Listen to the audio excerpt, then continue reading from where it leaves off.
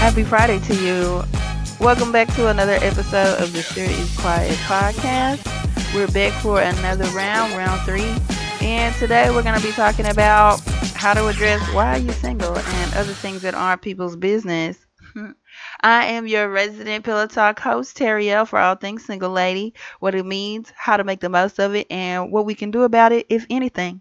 Now, as we continue to peel back the many layers of this topic, don't fret, we will be featuring a pedigree of great guests in our upcoming episodes. Some ladies, gentlemen, maybe a love interest or two, to shed some light on the many perspectives surrounding the life of the proverbial cat lady. Whew, so let's get into it. This is going to be a fun one. So, in regards to today's episode, what are we considering evasive or nosy information? We're talking your financial information. How much do you make? How much was your house? How much was your car? Your sexual history, orientation, partners, positions, type of relationships, also your health status. Now, obviously, if it's something contagious to the general public or your work environment, please speak up candidly. But how much you weigh, a cosmetic surgery, or a specific detail surrounding your surgeries, that we're considering your personal information. Something else I really don't think people it registers when they're asking these questions is also that women have a lot of different complications and processes that go into children. This could be an internal complication like cysts, cancers, miscarriages, maybe couples venturing into in vitro fertilization, adoption processes, anything sensitive information that is not necessarily just up for casual conversation. And what we'll be focusing on today, your personal domestic choices. Why don't you have children? Why aren't you married? Which kind of go into what I just said before. Why aren't you married? Or information about your last breakup, a divorce. Why are you still single?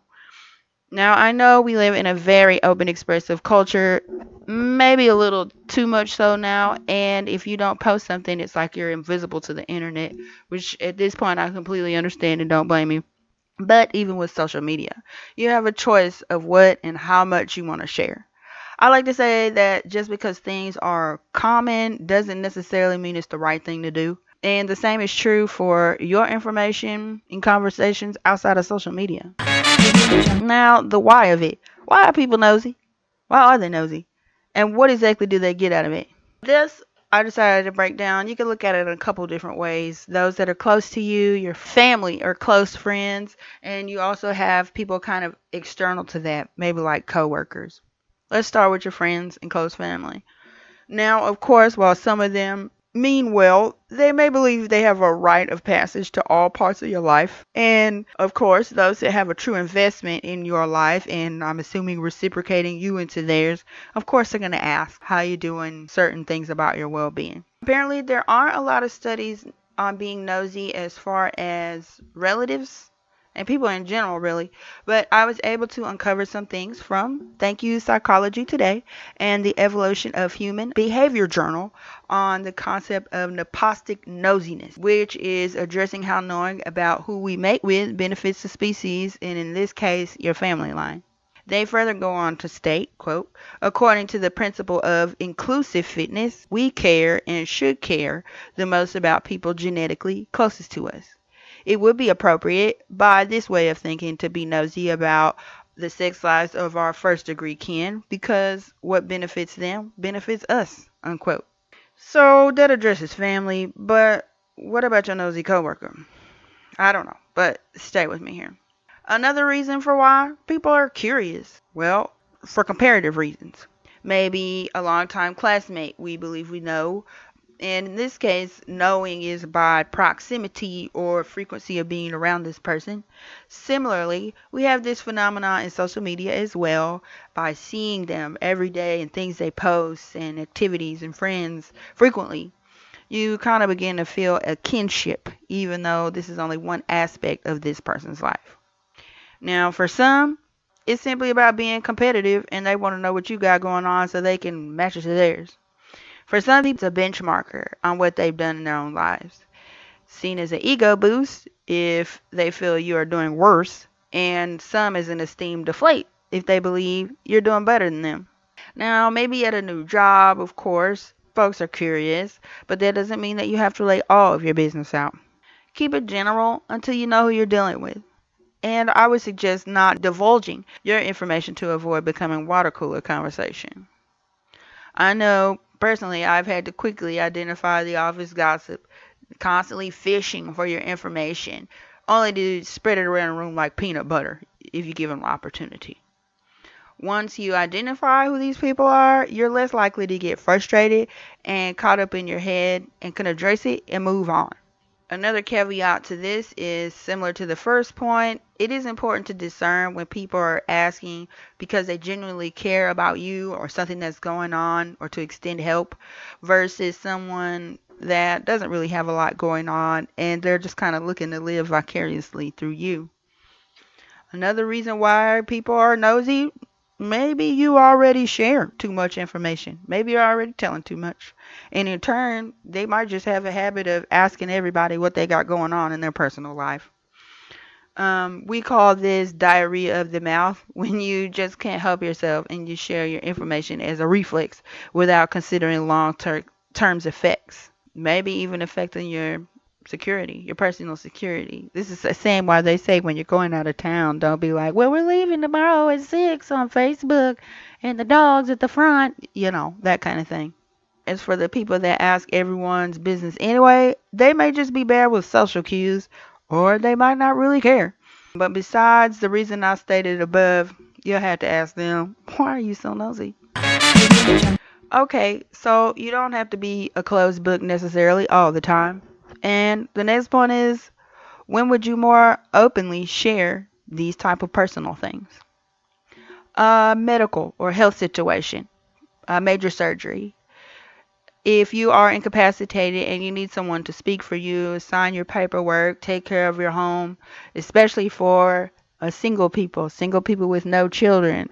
Have you started, well, it's a real thing, making plans and deciding who will be taking care of your affairs or who will be there to care for you in these type of positions. If you haven't thought about it, you might want to put it on the table because none of us are void of these type of things occurring.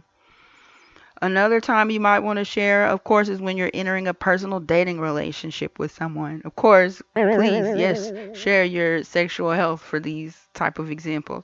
I think that's pretty obvious to prevent spreading disease. Or if you decide you don't want to be a part of a polygamy situation. Another time you might share is with someone maybe offering you, well, no one who offers it, someone who you may need to borrow money from. They might ask you how you're spending your money, and so they aren't putting themselves in a similar bind. Of course, then they want to know. Totally makes sense. But in all of these cases, notice the information is between you and the person closely related to the situation, not somebody outside of it. Related, longtime friend, etc. No amount of loyalty is entitled to your personal information. Especially if you're feeling pressured or they're pressuring you or you feel hurried to answer. It's simply not their business. It's yours. Alright, so that's the who, the what, the why. Now how about the how? How to prepare yourself and how to respond when you get these nosy questions. The most obvious or easiest thing to look at is the holidays, for example. Now, you know your family is going to come on strong with these intrusive questions about the baby, about why your man isn't there, about what happened to the person that was there that last year that's not there this year. The coworker that wants to know how much you pay for that car. Ooh, you just started after us. How did you afford that car? Y'all, these type of questions can bring anxiety followed by frustration that they keep asking, and when you quickly spout off, now you look defensive. So thank you guys for participating. This week I decided to do a poll and ask you guys, how are you responding to nosy people? This poll was available in the Instagram story as well as Spotify and as well as the Facebook group. So like I said, that was the question. How are you responding to these nosy people?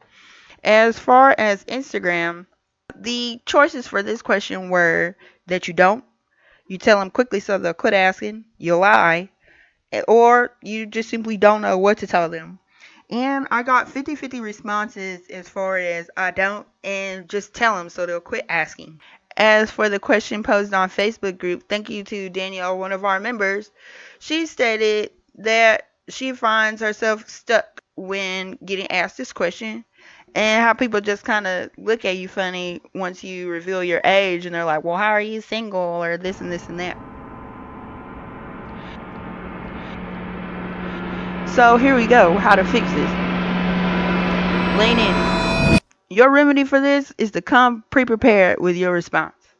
That way you also won't be caught off guard and, like we said, the anxiety and the frustration of having to answer the question kind of dissipate on their own. No, you shouldn't have to pre-prepare yourself and set an entire guard up for yourself. But just look at it as protecting your own personal space. And in these cases, you have to do what you must. So, responses. You all know your own level of petty or avoidance, as some of us said here. And after the show, you can plan out a few of your own responses. Now, you can always give a sample answer without going into detail. For example, what are you doing this weekend? You don't have to tell them that you're going to the club, you're going to take six shots and go drinking and whatever other after hours type of things you like to do. You could just leave it at, oh, I spent it with some friends, we went out to eat. Or I spent it with some friends and leave it at that. So like the answers we'll see here range from straight answers to avoidance or deflection altogether. And for those of us that just kind of like to freak out and respond and tell everything, it may take some practice, but you'll get it. The key to each of these is when you state your response, you stated your response, and there's no further explanation. You want to keep your demeanor cool and go back to work or fix your plate, whatever. If they ask again, repeat the same response you gave. Same level of emotion, even killed, and that's it. So, for example, keeping it straightforward. Question is, blah, blah, blah, blah. I'll let you know.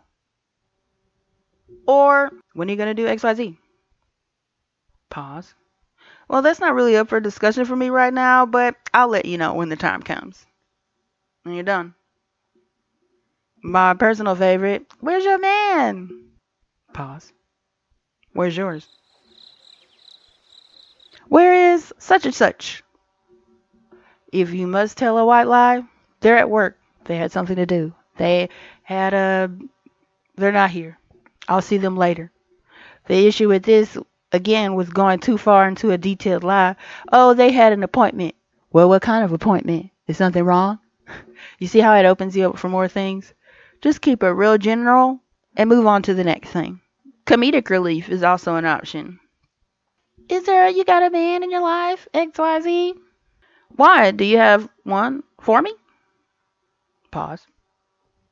Or, do you see one here? Or, my personal favorite, I'm still growing them in a jar. And like we said, here we have indifference. Kind of like our straightforward answer. I'll let you know when I know. Or, pause. I'll have to get back to you on that. Where did you get this or that? Hell, play dumb. What color? Me? Then, return the subject to the real task at hand. Now, any of these responses could be followed up with them trying to make you feel bad or like you're hiding something by not telling. But how can you hide something that wasn't up to be shared in the first place? Also notice it's still a way to guilt you into giving out your own information. Again, you're under no obligation to tell anyone the details of the personal aspects of your life. Like the old folks used to say, you can get glad in the same pants you got mad in. They'll be okay. And they'll probably have moved on to someone else to ask more intrusive questions. Is any of this not registering to you? The next question is, are you nosy? Are you a nosy Nelly? Remember, while you may be an open book with your personal information and the things above, others may not be. Some signs you may be turning people off with your interrogation questions are, after the question, does the flow of conversation followed by a change in subject, abrupt or brash answer follow? You may have overstepped a boundary. Ask yourself if it is possibly a sensitive subject. Are you asking this question just cause? Or are you asking for general help or to offer assistance or guidance? And finally, did you find yourself with more questions than answers in this episode? I love you, but you might just be a little too nosy.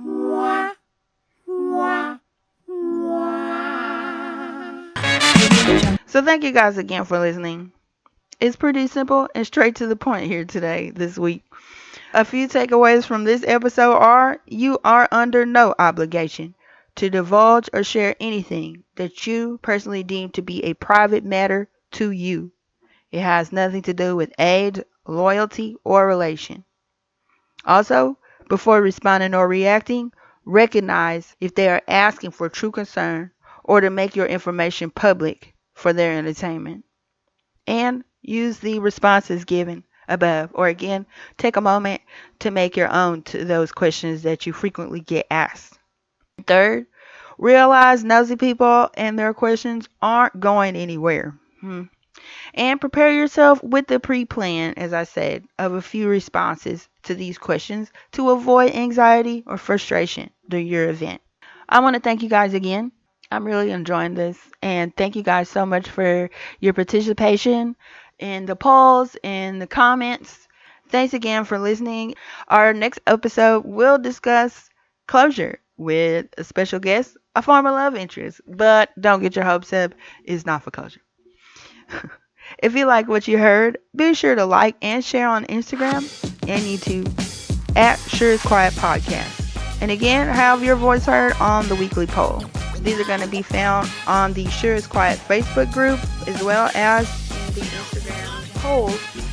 And I'll probably leave a couple as opposed to, but just make sure you're following and we'll find you. This week's question is going to be, do you need closure and why?